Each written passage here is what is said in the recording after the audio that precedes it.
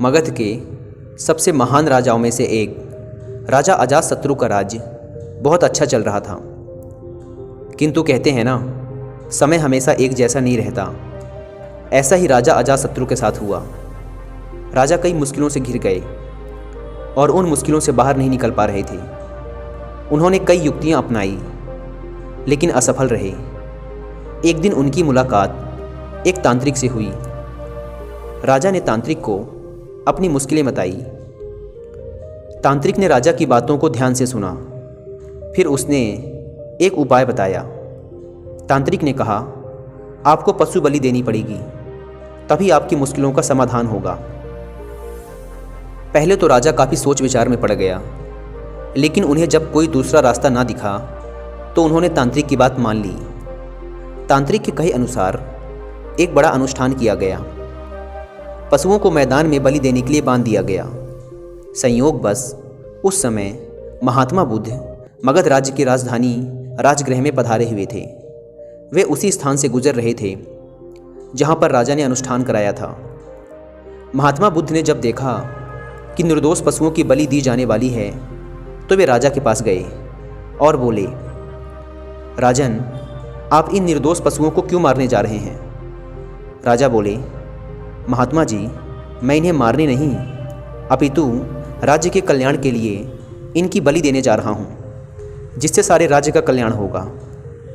महात्मा बुद्ध बोले, क्या किसी निर्दोष जीव की बलि देने से भी किसी का भला हो सकता है? थोड़ा सा रुककर महात्मा बुद्ध ने जमीन से एक तिनका उठाया और राजा को देते हुए बोले, इसे तोड़कर दिखाएं। राजा ने तिनके के 2 टुकड़े कर दिए। बुद्ध बोले, अब आप इसे दोबारा जोड़ दें। राजा बोले, महात्मा जी, आप ये कैसी बातें कर रहे हैं? इसे तो अब कोई भी दोबारा नहीं जोड़ सकता।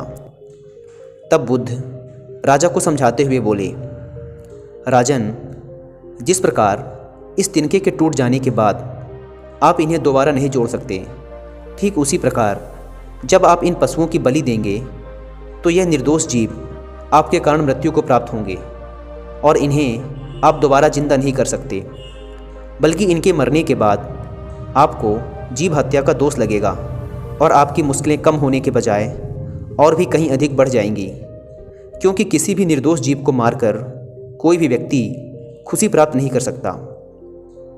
आपकी समस्या का हल निर्दोष जीवों को मारने से कैसे हो सकता है? आप राजा हैं, आपको सोच विचार कर निर्णय लेना चाहिए। अगर आप सच में अपनी मुश्किलों का हल चाहते हैं तो दिमाग से काम लीजिए। मुश्किलें तो आती जाती रहती हैं, यही ज़िंदगी का सच है। किसी निर्दोष जीव को मारने से समस्याएं समाप्त नहीं होंगी, बल्कि उनका हल आपको बुद्धि से ही निकालना होगा। बुद्ध की बात सुनकर अजातशत्रु उनके चरणों में गिर पड़े और अपनी भूल की क्षमा मांगने लगे। अजातशत्रु ने ऐलान करा दिया कि अब से उनके राज्य में किसी निर्दोष जीव की हत्या नहीं की जाएगी।